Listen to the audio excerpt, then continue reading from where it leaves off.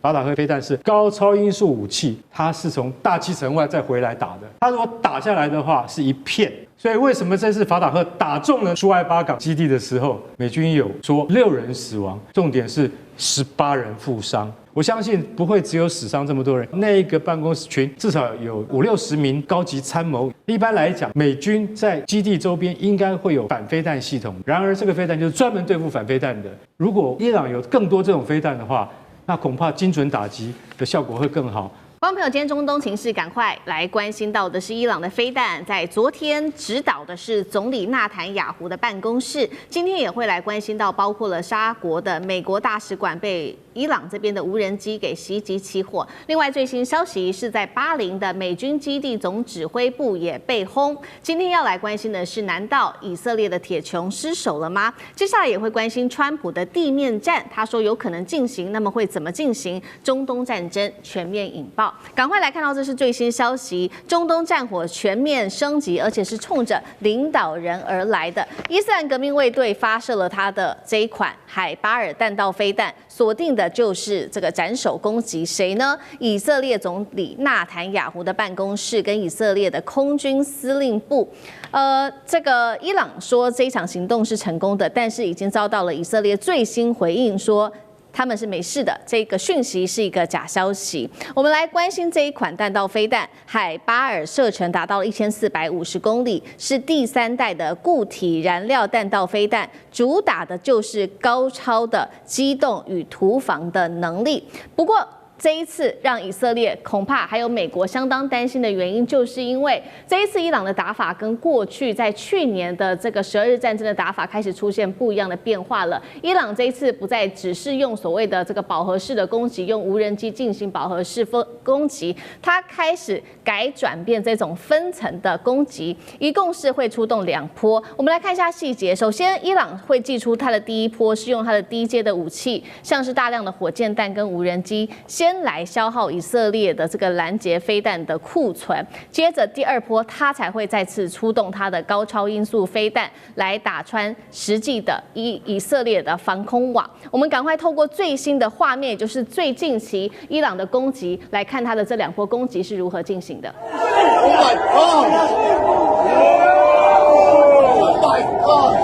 好，这个是我们看到伊朗在这几天发动的最新攻击。首先就是我们刚刚提到的第一波，它会透过这种低阶武器、大量的飞弹来进行攻击。紧接着第2波，我们才会看到一个比较快速，刚刚有画面上看到一个高超音速的飞弹，再进行第2波的攻击，成为现在伊朗的最新的打法。实际行动我们也来看到，这是伊朗发动的代号，这个叫做真实承诺4的军事行动。当时所出动的就是法塔赫高超音速飞弹，末端速度15马赫，具有机动变轨的能力，并且搭配重型的弹头跟急速杀伤模式，专门可以压制住不管是指挥系统、防空节点跟军事基地，有效的突破来自于以色列，不管是它的剑3、大卫弹弓或者是铁穹等等的反制系统。那么战火不只是在以色列而已，沙国证实了美国大使馆遭到2架无人机袭击起火之外，我们刚刚也特别提到了最新消息，巴林的美军基地总指挥部同样已经遭到了伊朗的攻击。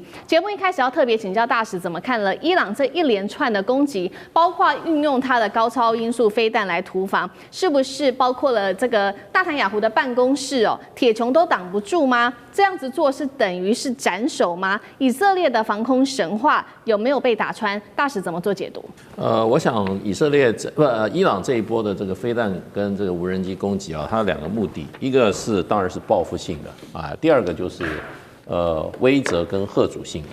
那么伊朗在战前，大家估计它有2000多枚这个导弹啊，这是相当大的一个数目。那它的无人机过去在这个俄乌战场上表现就非常精良哈，而且数量非常的大。那么2天以前，这个伊朗当局啊公布了一个影片，他们在地下道里面哈，一个地道里面哈，也是地下的一个大的一个基地里面啊，囤积的那个导弹跟这个无人机的数量看起来是琳琅满目啊，数量非常的庞大。所以本来有人在这个预估，就是说在去年6月的时候，美国打击伊朗的时候，已经摧毁了大部分伊朗的这个导弹的这个能力，还有它无人机的能力。那没有想到，就是说这个美国跟以色列开始对伊朗攻击以后，伊朗的反击力道啊还是这么的强大，而且呢，并没有被美国跟以色列一阵子针对伊朗的这个军事指挥机构，然后还有就是导弹能力以及它的这个通讯系统的上千次的轰炸还是没有削弱这个伊朗这方面的能力。那整个说起来，稍微盘点一下，过去几天伊朗对于8个它邻近，还有呢就是有美军基地的这些国家都发动了这个飞弹、导弹，还有这个无人机的攻击，有4个国家都造成了实际的损害。那么像这个比较这个国际怎么讲呢？比较注目的谁说？像杜拜，那很多地方都怎么讲？包括民用的设施都被炸坏了。那么这个造成现在像这个杜拜他们这个航空还有对外的交通一片大乱。那最近刚刚还恢复。那其他的话也比较这些具体的以色列的，那也证实了有好几个地方，包括特拉维夫，包括海法榜都被以色列的都被伊朗的飞弹所击中。那前天伊朗就基本上呢，他们大概新的领袖3月1号一上任以后呢，他们有新的决定。一个新的决定，最重要一点就是不再跟美国跟以色列，尤其是美国进行外交谈判，那也就是完全切断双方的，那就展现了他战斗的决心接着他就指定说，我要打这个以色列总理的这个官邸，还有以色列的空军总部。那当然这个打击的情况的话，那当然现在不得而知不是很清楚，各种传言我想现在开始，美国跟以色列会封锁消息，因为这个东西，你的飞弹跟你的这个无人机是不是打出了结果的话，对方被打的人他基本上他都不吭气的，他不会让你知道你打击的成果怎么样。所以呢，可是呢，就过去还有最近这几天那么伊朗的导弹，尤其是这个叫法赫德2，这个在过去的时候，那么就证明了它的精准度是很高的，射程很远的。我记得2年以前那个时候，当时的话也是伊朗受到攻击以后，他用法赫德飞弹，它是超高音速地对地的1400到1500公里射程的，打过在伊拉克的这个那时候是这个莫沙德的在伊拉克的总部。那么打得非常的精准，当时西方媒体说，哇，不但这个打得远而且呢，他打的建筑物该打的建筑物误差非常的小，所以这个对伊朗来讲，我觉得他这一波的反击他是有把握的。那当然他有他的战术，他的战术一定是无人机、一般的导弹跟超高音速导弹这种交互使用。因为你无人机来的话，要看你地面的你这种防空设施你要不要打因为在网络上有一个看到了美国的这个爱国者3号连发11发，11发人家算一下3000万美金就没了。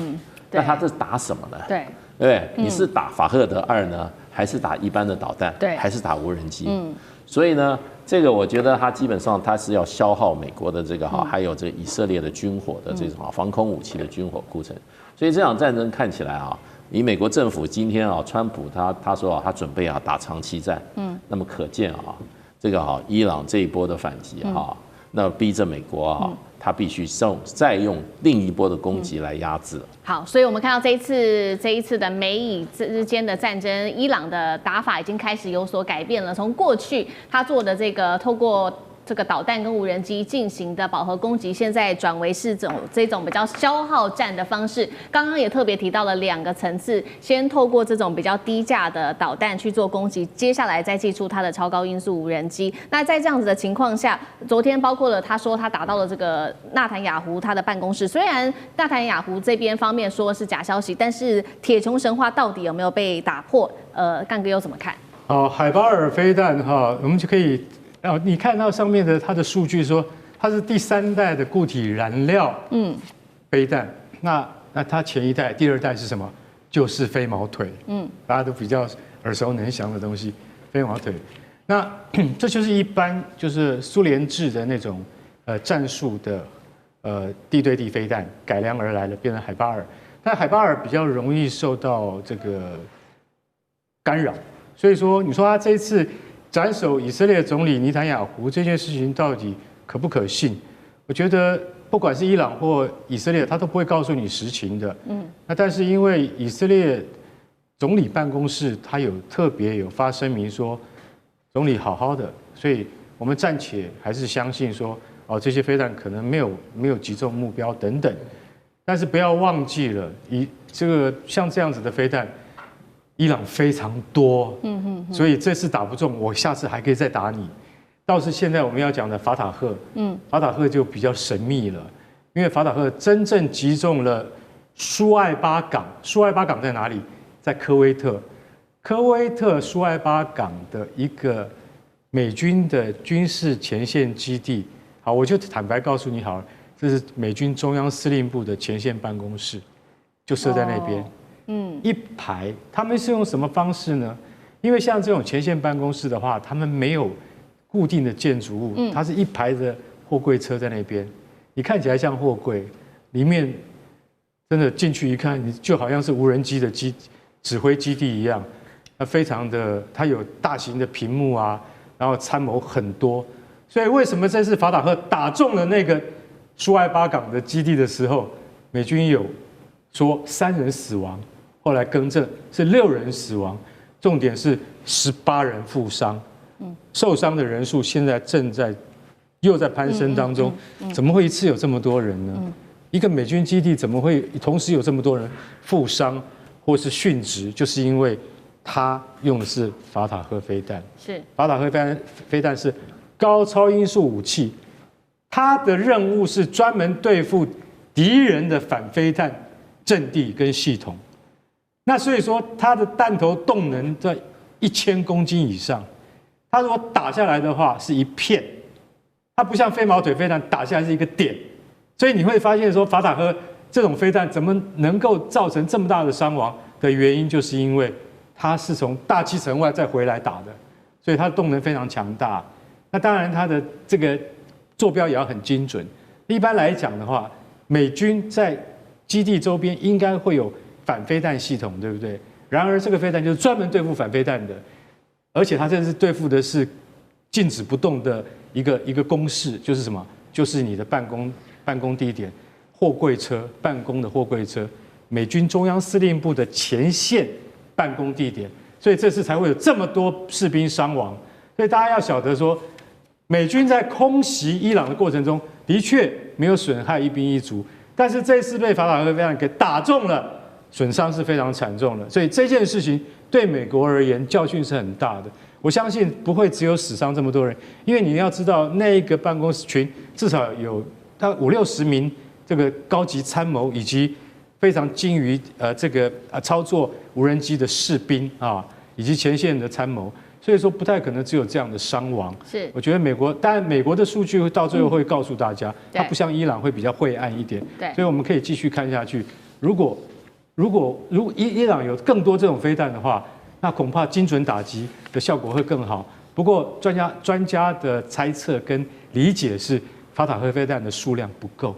不然的话早就拿出来用了。这样。好，那现在美方面对还有以色列面对来自于伊朗的压力，不管是导弹或者是它的无人机，甚至有没有排除这个高超音速导弹，都还要持续的做关注。不过呢，美方现在持续的针对伊朗在做极限的施压。川普最新回应了，他说呢，最猛烈的打击到现在还没有展开，他要注意的是下一阶段，他说会更严厉，不排除川普说了会派遣地面部队。一位美国的高级官员也说了，接下来的24个小时之内，美军会大幅加强攻势。国务院最新已经要求14个中东国家的美国公民都尽快的撤离。那么，伊朗先前曾经宣称在科威特上空击落3架 F-15的美军战机，那美方已经站出来澄清了，他说这只是友军的误击。不管怎么样，现在可以看出来，美伊战争他们的这个战争的风险持续的升高当中。川普说的不排除地面战，有没有可能真的进行？如果真的发生的话，中东会不会引来全面战争？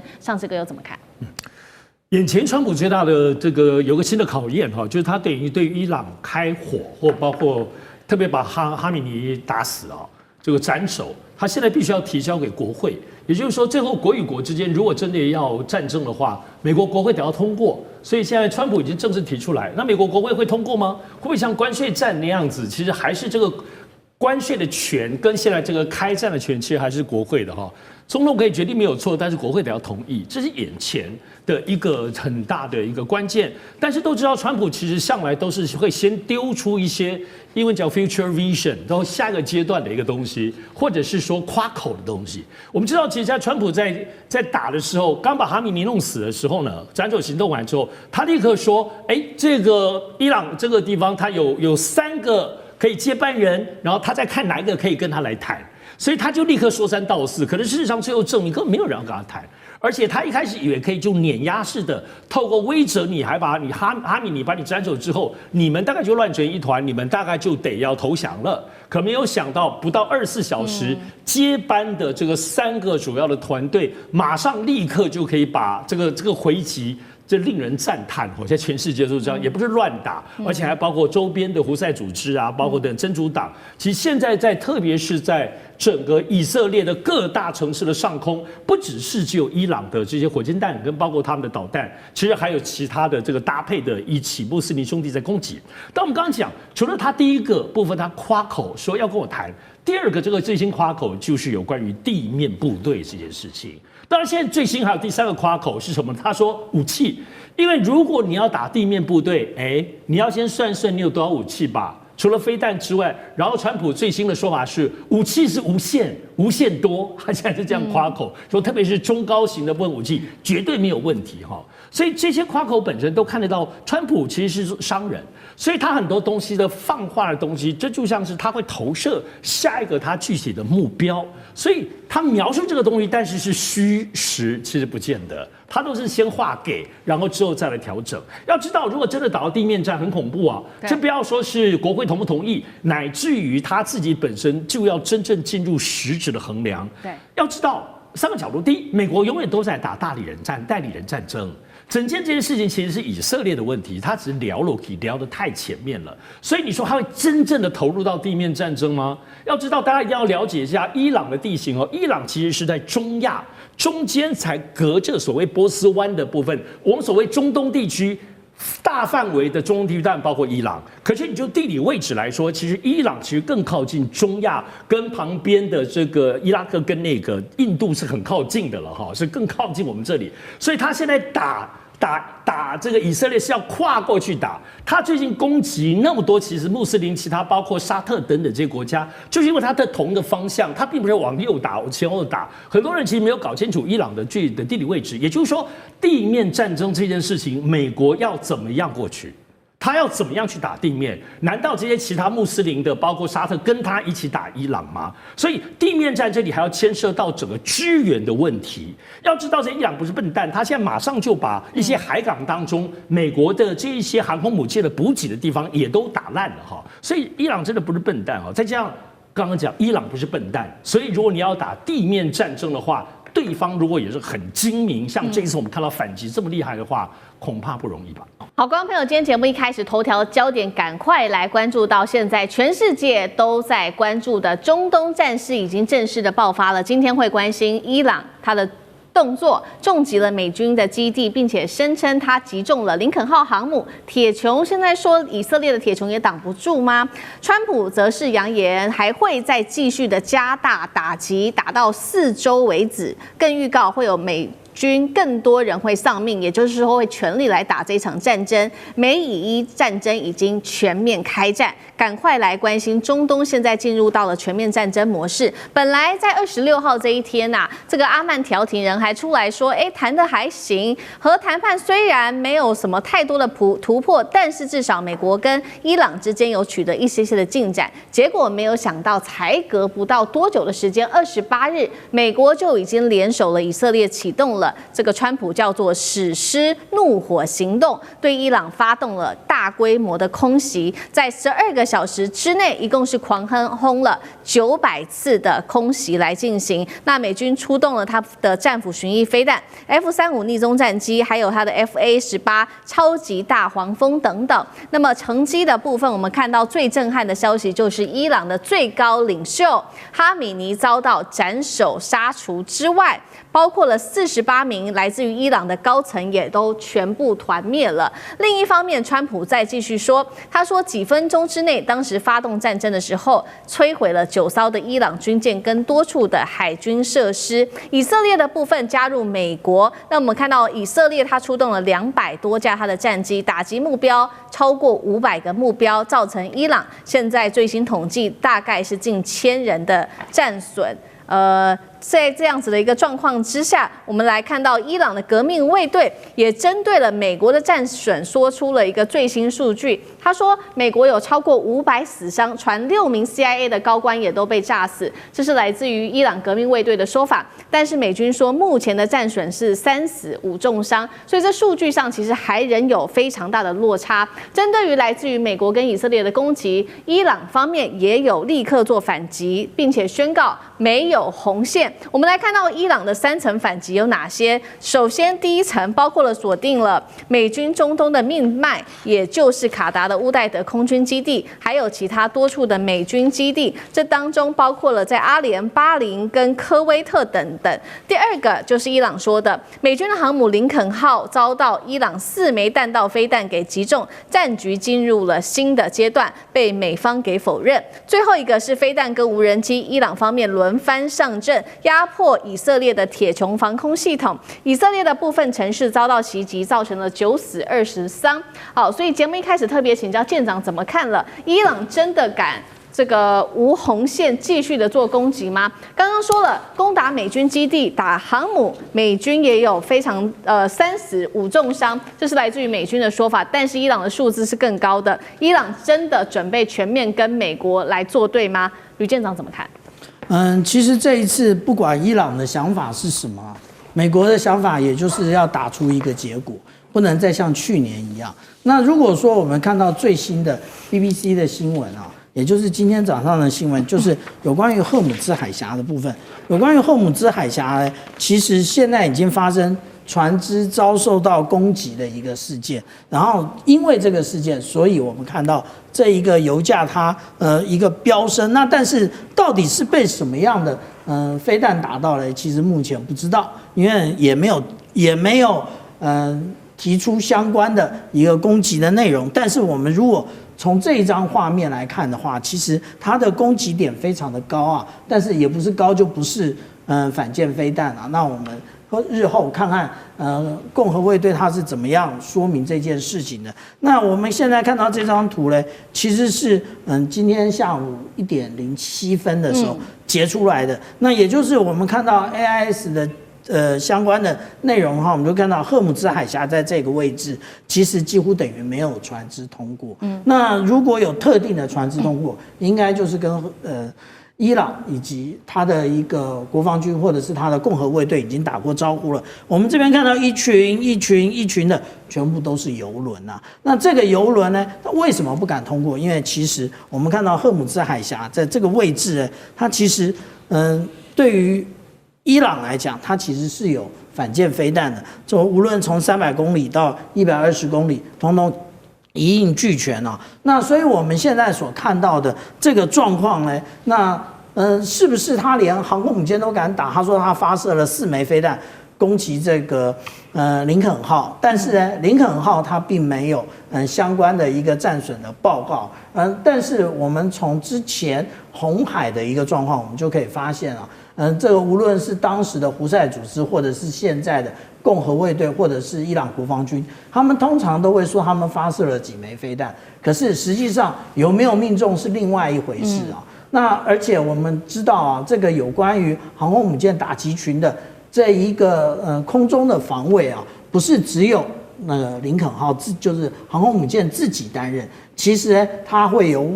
外围的有可能大部分都是这个由伯克级的驱逐舰来担任，因为它具有神盾系统，可以因应来袭的各种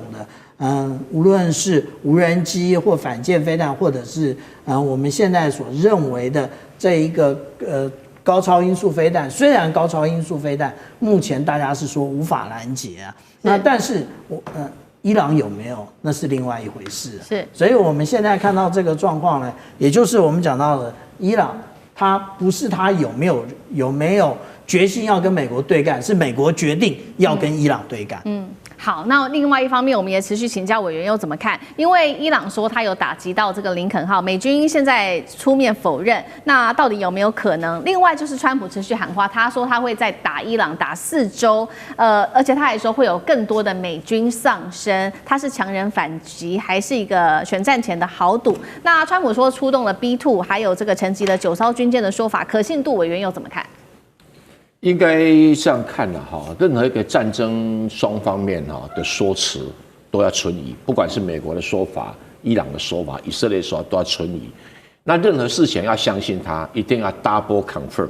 就是说双方面都已经确认有这个事情，那个才是等级比较高、可信的事实。那如果只有一方面讲，另外一方面不讲，那你可以讲说，大概有可能性有60%以上是事实。那如果是有一边讲法跟另一边讲法不一样，那两边就是要把它搁置，等到事情厘清了以后，俄乌战争我们就有这个经验啦。泽伦斯基说一大堆，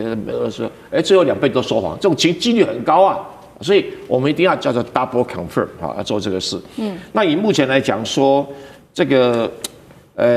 到底川普要更激进的去打啦，或者林肯号有没有受创啦？林肯号有受创，到底有多大的受创？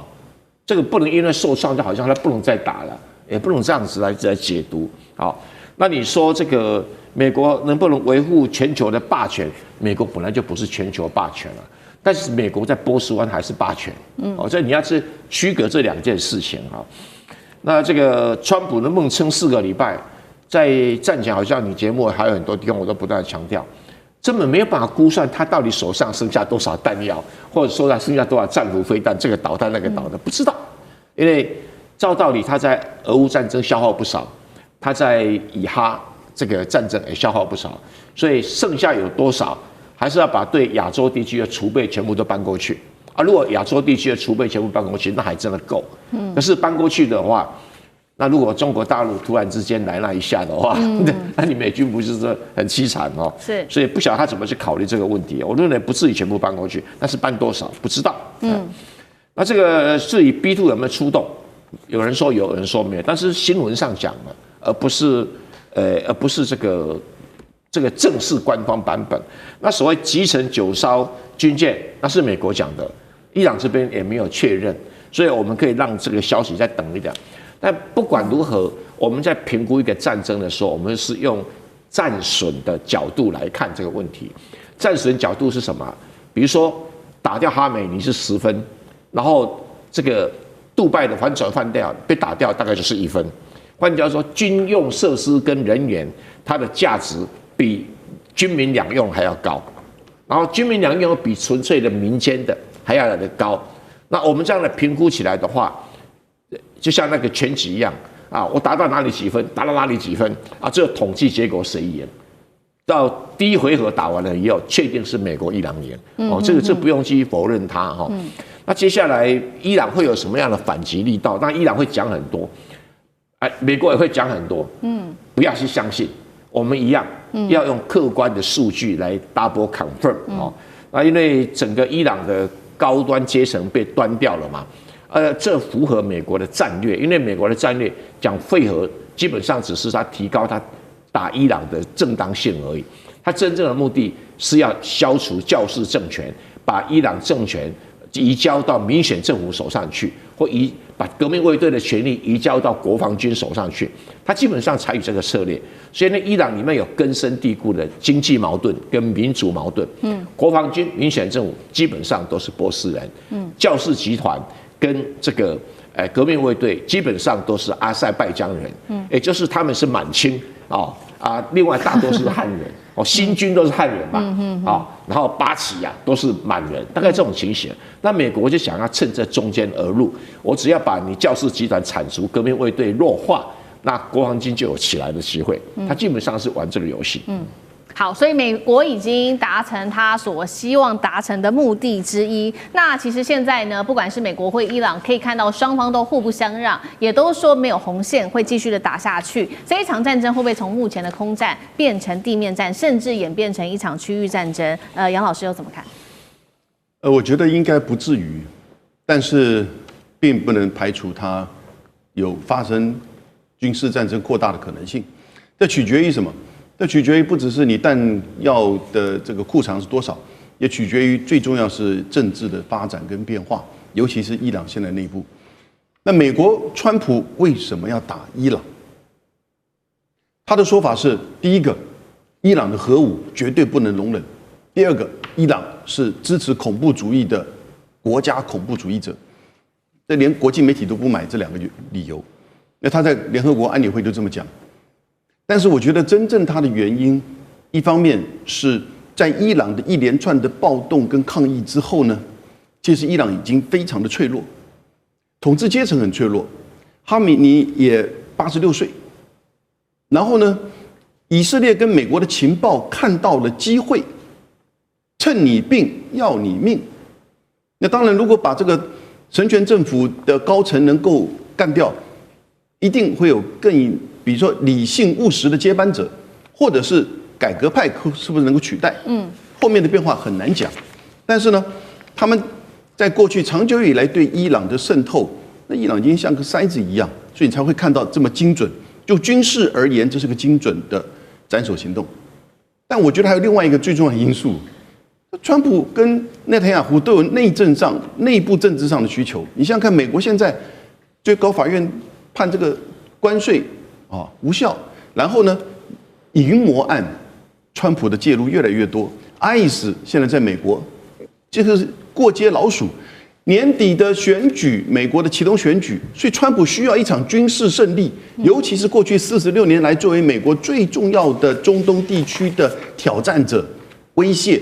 如果能够把这个最高领袖哈梅尼一举干掉、斩首成功，他不是一天到晚就在这边很骄傲的吗？你接下来看，你川普一天到晚会讲这个事情，他的支持者会以这个为主要的一个外交胜利。内塔尼亚胡也一样，内塔尼亚胡政权现在几乎要下台了，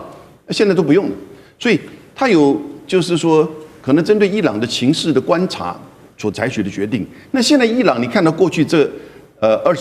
超过一整天的这个回应打了8个波斯湾国家美国有基地的这些国家，加上以色列，那尤其是集中在以色列跟波斯湾周围的这些国家，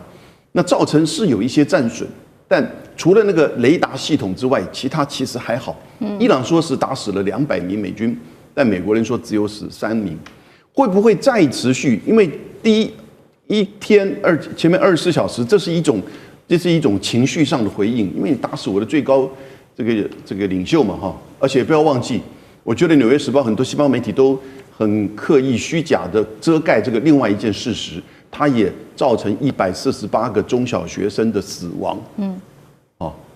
然后呢，这个东西看在伊朗里面，这个第一个24小时，甚至接下来1-2天，我觉得还是会有一个很高的情绪会出来。那甚至会有一些孤狼式的那种恐怖攻击会出来，看到在德州已经出现了。你看到巴基斯坦跟伊拉克，他们要去攻占美国在那边的领事馆跟这个大使馆。可是它会不会再提升，就取决于我觉得就是看伊朗内部的这个就是政治的变化，它会走向一个集体领导，还是说多久新的最高这个元首会不会选出来，还是说内部会走向一个动荡、神权政府的瓦解？目前都不是很清楚。感觉上，革命卫队跟国防军大概不会去直接去取代新的这个政权，所以在态度上、言辞上强硬依旧，可是呢，在实际上后续的攻击上，这个强度会不会增强？我觉得还有待观察。好，观众朋友，今天中东情势赶快来看到的是鹰击12，来自于中国大陆的鹰击12会不会驰援伊朗呢？另外，今天也会来关心，也是来自于中国大陆，接下来包括它的北斗跟它的反隐形雷达，如果再加上超音速一起锁定。美国的航母的话，美国有办法抵抗得了吗？今天就这些议题，我们会一起来做关心。3个火线话题，今天请来宾特别帮我们做解答。首先，我们今天会来关心到的是，如果现在做一个假设，伊朗真的部署了中国大陆的 CN-302的反舰飞弹，也就是它的鹰击12的话，美军的航母还敢开进波斯湾吗？这是航母时代第一次被区域国家拒止吗？第二件事情来看到的是，确实现在美国已经出动它的双航母了，但是也不是说没有弱点。我们来看到它的弱点，包括了它的拦截飞弹，现在根据统计已经是库存告急了，而且现在的问题就是在中东的盟友也不愿意借基地给美国，那么它接下来还敢开战吗？中美的武器有没有可能真的在中东这边展开对决？如果是这样子的话，美国能够毫发无伤吗？最后，今天也会来关心到的是，伊朗它的两手策略到底是为了什么？因为他一边现在谈这个重建他的飞弹基地，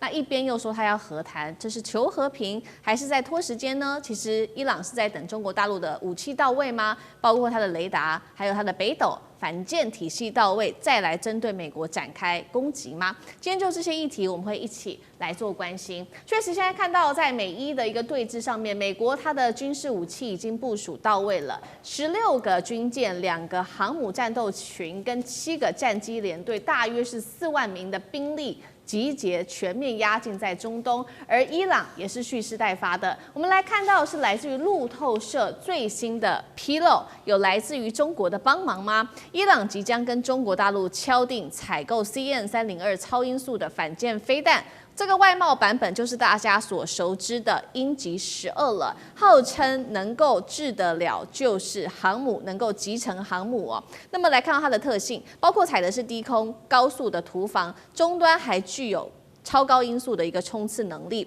能够专门针对这些大型水面舰艇，并且具备集成航母跟驱逐舰的能力。现在是连以色列的前情报官员也都开始示警了中国大陆这款武器的威力。他这样说，他说这将会完全改变局面，而且是极难被拦截下来的。伊朗如果真的使用了来自于大陆的鹰击12，那么整个荷姆兹海峡都会在射程的范围之内。中国大陆除了可能提供鹰击12之外，同步有没有可能现在也根据媒体的报道，也会提供其他的武器，像是它的隐形雷达，还有它的北斗卫星的导航数据跟即时的卫星影像一起来做支援。换句话说，伊朗正在建立一个完整的反航母的一个体系。节目一开始我们要特别来关心有关于鹰击12它的战力了。如果伊朗真的部署的话，接下来对于美军的航母有多大的威胁性？再加上刚刚我们特别提到的几样武器，不管是雷达，或者是反隐形的雷达，或者是北斗，成为一个体系化作战，接下来对于美国的冲击又有多大？汉庭怎么看？我们要先了解到，伊朗它目前陷入了生存的焦虑跟非对称的制衡哦。面对美军16艘的军舰跟双航母的打击群的极端威胁，所以伊朗知道，目前自己拥有的传统快艇群这种狼群战术呢，已经很难突破在现代化的这种宙斯盾防御网，所以他们急需要一种一击必杀的杀手锏。能够让强敌呢在发动攻击之前，先计算一下自己能否承担失去一艘航母的代价。那再加上中国大陆跟伊朗本来就已经有25年的全面合作协议的这个状态，所以不仅是单纯的能源的贸易，在西方这种极限施压的背景之下，大陆不仅提供的是建设物资，更是安全方案。所以伊朗呢采购了 CN-302，本质上是把自己的国防嵌入到了更成熟的中国体系之中。不过呢，也要看，就如果只是单纯购买这样的一个 CN-302，其实也没啥用，因为也要看你具体的跟其他整合性的部署，以及你操作得当与否。否则，如果我们看到像委内瑞拉的状态，你虽然你的手脚的武器是大陆制，可是你的脑不见得是大陆制啊，那可能也不见得有用。不过我们细部来看啊，如果真的一切配合妥当 ，CN-302配合北斗跟反隐形雷达，就很可能会让美军面临了高风险的作战环境。第一个 YLC-8B 的反隐形雷达呢，它可以刺破幽灵的伪装啊，什么意思呢？它在物理上是一种隐形克星，能够在数百公里外精准捕捉到隐形目标的雷达反射截面积。所以呢，这个美军引以为傲的所谓幽灵，但是在屏幕上它可以变成清晰的红点，所以航空母舰的先发优势就荡然无存。而第二呢，就是北斗卫星的导航了。过去伊朗的导弹受限于 GPS 的民用精准度，或者是俄罗斯系统不稳定嘛。现在如果接入了北斗3号全球卫星导航系统，伊朗就获得了厘米级的定位精度跟抗干扰的军用链路，让后面的 CN-302不再是盲目投射，而能够有一个可以实时修正的大脑，配合卫星的影像来支援。那最后呢，就是这个 CN-302的超音速突袭了。那它能够以低于20米的高度贴海飞行。对于宙斯盾的系统来说呢，反正因为种种的限制，当雷达发现它的时候它可能距离舰艇只剩下30公里。所以以3倍的音速来撞击250公斤的战斗部，它的动能就相当于直接释放数吨的高能炸药，可以呢废掉一艘伯克级的驱逐舰。所以在这个状态之下，如果真的能够3位一体，那么美军面临的就不再只是零散的骚扰，而是一个完整的、封闭的、几乎不可拦截的死亡网络。好，所以现在的关键就是说，伊朗获得来自于中国大陆的武器，而且必须要是体系化作战的，不可以是单一的武器，才能展现它整体的作战的这个魄力、威力。那美国呢？我们来看到现在美国又做了什么样子的一个准备？表面上它的声势非常的浩大，不过它也有一些弱点。我们先讲它的优缺点。首先，它现在寄出来的各种武器，包括了16艘的军舰、2艘航母，总兵力4万，然后还部署了18架 F-35、17架 F-15。跟它的 A-10攻击机。好，现在来看到它的弱点，一共是2项，是来自于《华盛顿邮报》特别做的揭露。他说是美军高层私下跟白宫说的这2个致命伤。第一个就是它的防空拦截的弹药，现在库存看起来是非常的吃紧的，这当中包括了爱国者飞弹等等。再来就是盟友，他们其实是不愿意参战的，阿拉伯国家甚至不许用境内的基地来帮助攻击伊朗。反观伊朗现在不断的强化它的武装哦，我们来看到它正在修建的各项的武装，包括它的飞弹基地、它的空军跑道都已经恢复好了，还有它的这个固体燃料飞弹设施也全部都完成重建了。现在看起来，伊朗正在重建当中，又有了中国大陆的帮忙，有没有可能美中接下来在中东这边展开对决？那美军还能毫发无伤吗？那干哥又怎么看？刚刚汉庭把那个鹰击12讲得非常的清楚大家要晓得鹰击12是现在可以号称为全世界最好的反舰飞弹，要得到这样的美名并不容易啊！你要知道，因为像美国啊、俄罗斯啊，他们多的是这种超音速的反舰飞弹，可是那这个飞弹呢，它优点的地方在什么地方？就是说，它贴海20到50公尺飞行，当时它是以2倍音速飞，它等到距离目标30到50公里的时候，它突然升起，然后直攻，在这个贴海的阶段，很多神盾也就是宙斯盾的雷达可能会抓不到，等到你发现它的时候，它就在你面前了，它在你面前，那宙斯盾指挥标准飞弹就已经来不及了，所以可能到最后就是进破武器系统要去拦它了。如果拦不到的话，航空母舰就会中弹。那所以我们必须要去回溯一下2年前，常常会说，哎呀，这个华盛顿号在那个荷姆兹海峡被打残了，被那个胡塞组织青年运动他们给打残了。我那时候在看，就说没有一家国际通讯社有这样子讲，所以千万不要开这样的玩笑。为什么？美国海军航空母舰如果一旦中弹，那就等于是偷袭珍珠港一样严重的事情。对，为什么？那代表美国的国力。那你现在所看到的说，这个他们采购 CM-302，也就是鹰击12飞弹伊朗有个很大的伤，也就是我曾经说过的，你要用什么载具来投射？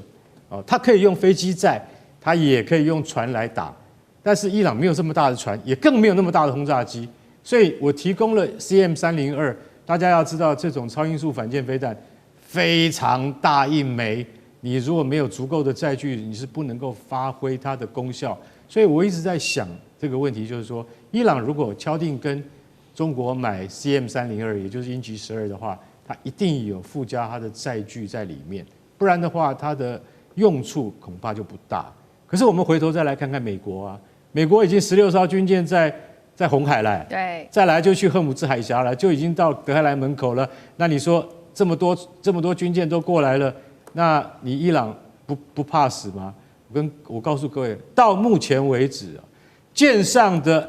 标准3型跟标准6型飞弹是不够的。什么叫不够？也就是说，所有的美国海军的这个就是水面上的舰队，他们都携带了标准3型或是标准6型的防空飞弹。这种防空飞弹在必要的时候可以打海面的目标，也就是既可对空也可以对海。可是现在的数量是不够的。我举一个例子，去年美国的海军舰队司令部司令考德尔上将，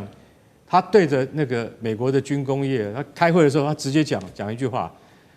我绝对不会原谅你们。他讲的话非常重，你知道为什么吗？因为我的舰队没有足够的标准飞弹。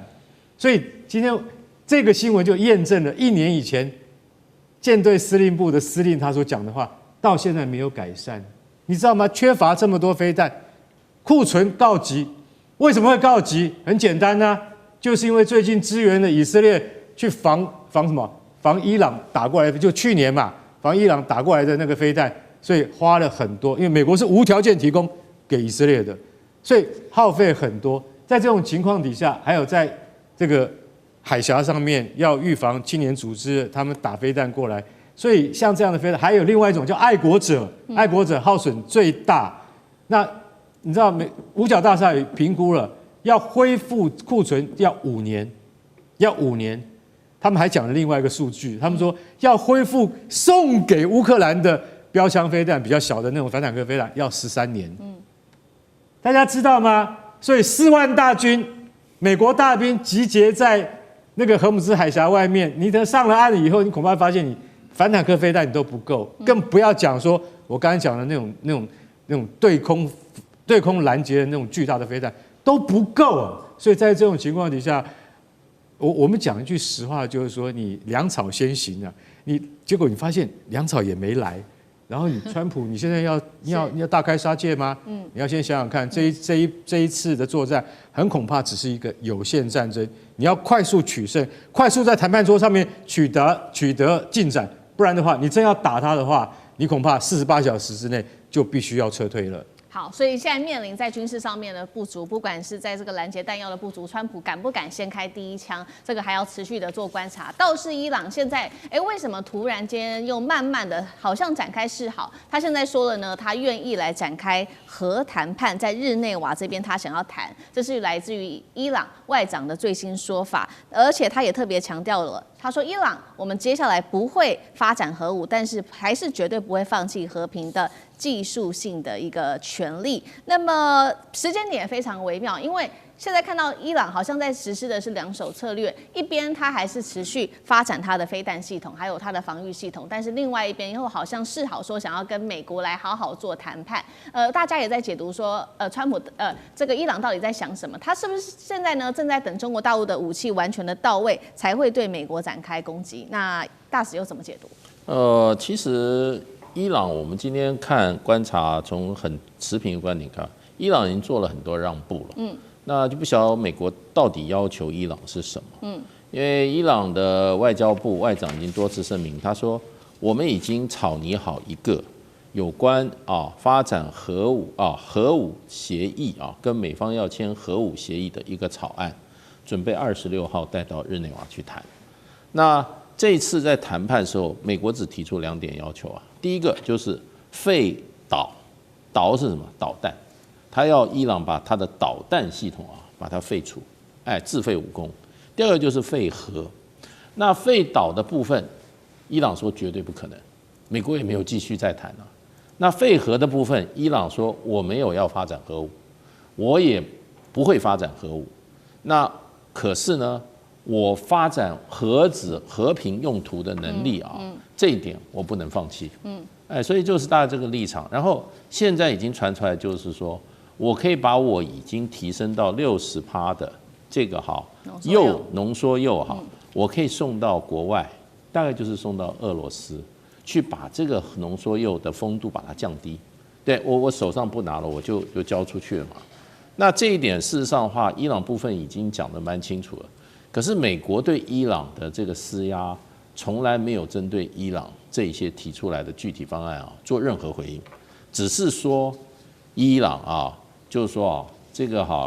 对美国的威胁很大，而且最近说这个伊朗已经在研发可以直接打到美国本土的导弹了如何，然后说伊朗若拥有核武的话，那这个对整个区域来讲，对世界来讲都是极大的威胁。中东将永无宁日，陷入无止境的这种战争，所有的这个中东国家都会生活在恐惧之中。而且说呢，我们现在对伊朗这个采取这种军事威胁所有的中东国家都将获益，而且大部分都支持我们。那这个对我们从另外一个方面得到的讯息又不太一样。对，因为伊朗已经说我没有发展核武，我要放弃了。而且我现在已经拟了这个核武协议。那所以就变成这个中间，伊朗的立场跟美国现在持的立场有一点落差，而且昨天还有这个相关的美方人士传出来说，已经准备打了。而且就在26号，谈判之前是小打还是中打，就不断的传出就是打的这个风声。那川普今天在这个国情咨文对伊朗也毫不放松也就是说，伊朗你不放弃核武的话，这个对我们威胁太大，你会产生你会有这种非常危险的处境。那所以现在就有一点点感觉上美国跟伊朗好像不是在同一个频道上在沟通。那美国硬是说伊朗不放弃核武，伊朗是说我已经放弃了。所以呢，到底是有意没有听到对方的声音呢，还是真正没听到？我觉得有意故意不听到对方声音的可能性比较大。